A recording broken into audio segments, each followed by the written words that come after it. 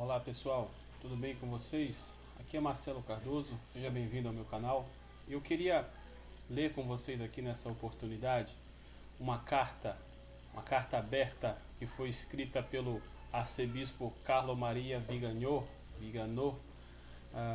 ao presidente Trump recentemente, e tem como objeto aí, assunto principal, a questão do próprio coronavírus, e os protestos ali nos Estados Unidos após a morte daquele negro, né, o George Floyd, por um policial, de forma bastante cruel, totalmente fora de qualquer tipo de cogitação.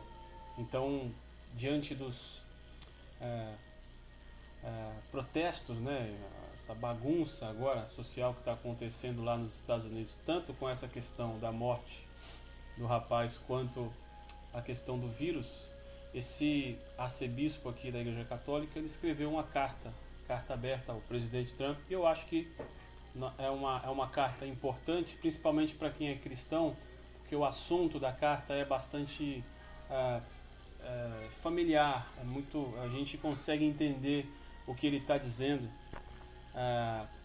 com o que ele escreve, né? Então você vai entender melhor o que eu estou falando a partir da leitura da carta que eu quero ler com vocês aqui. Vocês podem acompanhar comigo aí na tela, tá? Eu acompanhei isso no canal Terça Livre, e a carta que o arcebispo Carlos Viganò mandou, aqui está a foto dele, ela começa assim. Acompanha comigo aí, ó. Vamos lá. Nos meses recentes, temos testemunhado a formação de dois lados opostos que eu chamaria bíblicos: os filhos da luz e os filhos das trevas. Os filhos da luz constituem a parte mais evidente da humanidade, enquanto que os filhos das trevas representam uma absoluta minoria, e no entanto os primeiros são objeto de uma espécie de discriminação que os coloca numa situação de inferioridade moral relativamente a seus adversários.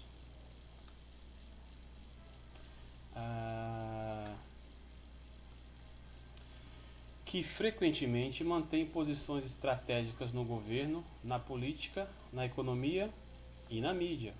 De um modo aparentemente inexplicável, os bons são feitos reféns pelos maus e por aqueles que os ajudam, seja por interesse, seja por medo.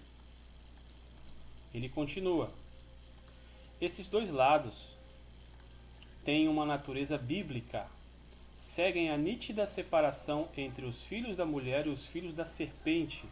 De um lado estão aqueles que, embora tenham mil defeitos e fraquezas, são motivados pelo desejo de fazer o bem, de ser honestos, de formar família e se dedicar ao trabalho, e dar prosperidade à pátria, de ajudar os necessitados e, obedecendo à lei de Deus, merecer o reino dos céus. Do outro lado estão aqueles que servem a si próprios, que não detêm quaisquer princípios morais, que querem demolir a família e a nação, explorar os trabalhadores para tornarem-se indevidamente ricos, fomentar divisões internas e guerras e acumular poder e dinheiro. Para eles, a ilusão falaciosa do bem-estar temporal levará um dia, se eles não se arrependerem, ao terrível destino que os espera, longe de Deus, na danação eterna. Na sequência, no próximo parágrafo, ele diz: na sociedade, senhor presidente, essas duas realidades opostas coexistem como inimigos eternos, assim como Deus e Satanás são inimigos eternos. E parece que os filhos das trevas, que podemos facilmente identificar com o Deep State, que aqui o Deep State seria algo como nós conhecemos aqui no Brasil como estamento burocrático, o Estado profundo, né? As pessoas que têm mais poder de manipular, de influenciar a sociedade. Então, e parece que os filhos das trevas, que podemos facilmente identificar com o Deep State, que a Vossa Excelência sabiamente se opõe e que está nestes dias em guerra feroz contra o Senhor, decidiram mostrar suas cartas, por assim dizer, revelando agora seus planos. Eles parecem estar tão certos de já ter tudo sob controle que deixaram de lado a circunspecção que até agora tinha escondido, ao menos parcialmente, as verdadeiras intenções deles. As investigações em curso revelarão a verdadeira responsabilidade daqueles que manipularam a emergência do Covid, não apenas na área da assistência médica, mas também na política, na economia e na mídia. E aí ele continua aqui, ó.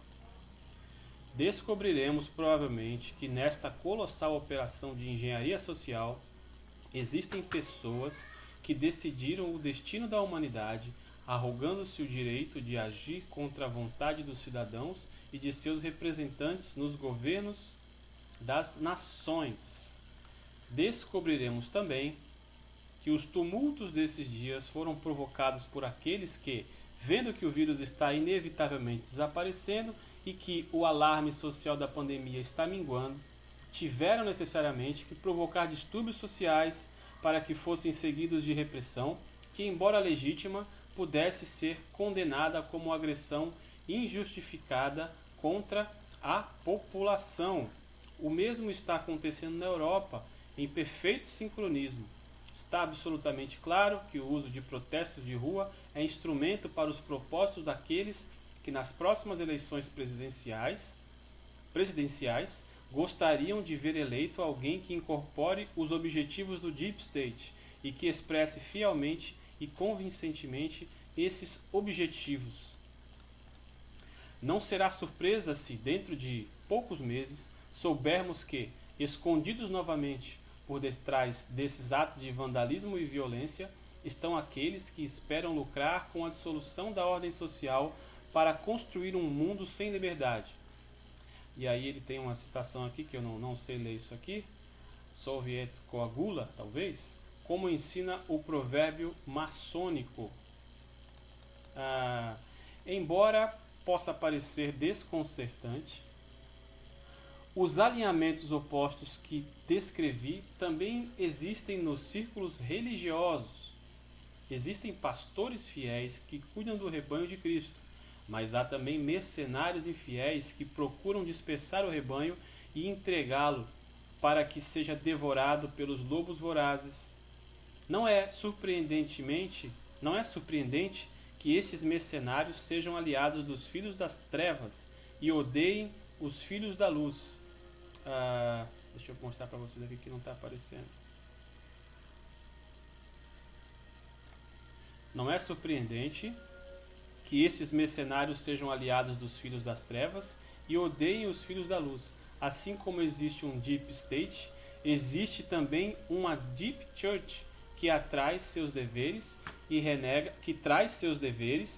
renega seus compromissos perante Deus. Assim, o inimigo invisível que os bons governantes combatem nos negócios públicos é também combatido pelos bons pastores na esfera eclesiástica. Trata-se de uma batalha espiritual, da qual eu falei em meu recente apelo publicado no dia 8 de maio. Pela primeira vez, os Estados Unidos têm em sua pessoa um presidente que corajosamente defende o direito à vida, que não tem vergonha de denunciar a perseguição aos cristãos ao redor do mundo, que fala de Jesus Cristo e do direito dos cidadãos à liberdade de culto, sua participação na Marcha pela Vida e, mais recentemente, sua proclamação do mês de abril como o mês nacional de prevenção do abuso infantil, são ações que confirmam de que lado Vossa Excelência deseja lutar. E quero crer que nós... aqui não apareceu para vocês, deixa eu voltar aqui. Sua participação na Marcha pela Vida e, mais recentemente, sua proclamação no mês de abril como o mês nacional da prevenção do abuso infantil, são ações que confirmam de que lado Vossa Excelência deseja lutar. E quero crer que nós dois estejamos do mesmo lado nessa batalha, embora com armas diferentes.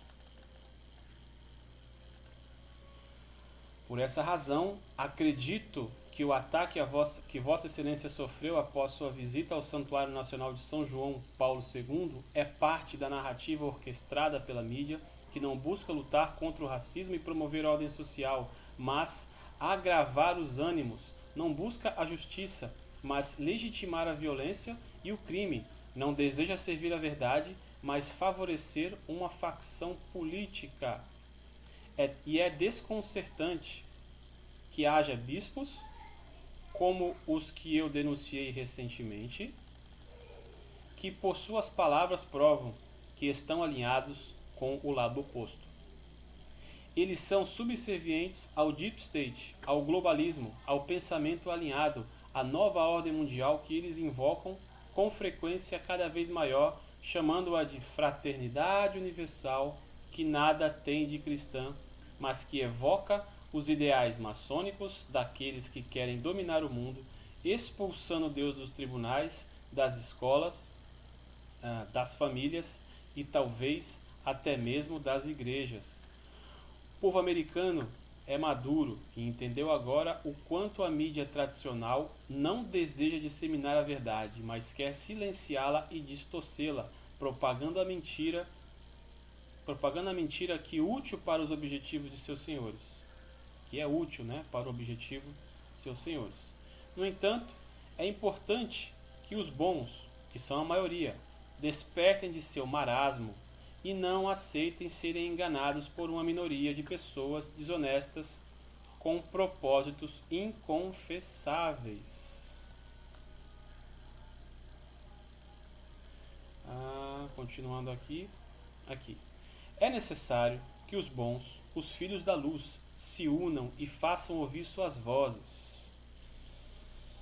E que maneira mais eficiente existe de se fazer isso, senhor presidente, do que pela oração, pedindo ao Senhor para proteger Vossa Excelência, os Estados Unidos e toda a humanidade deste enorme ataque do inimigo?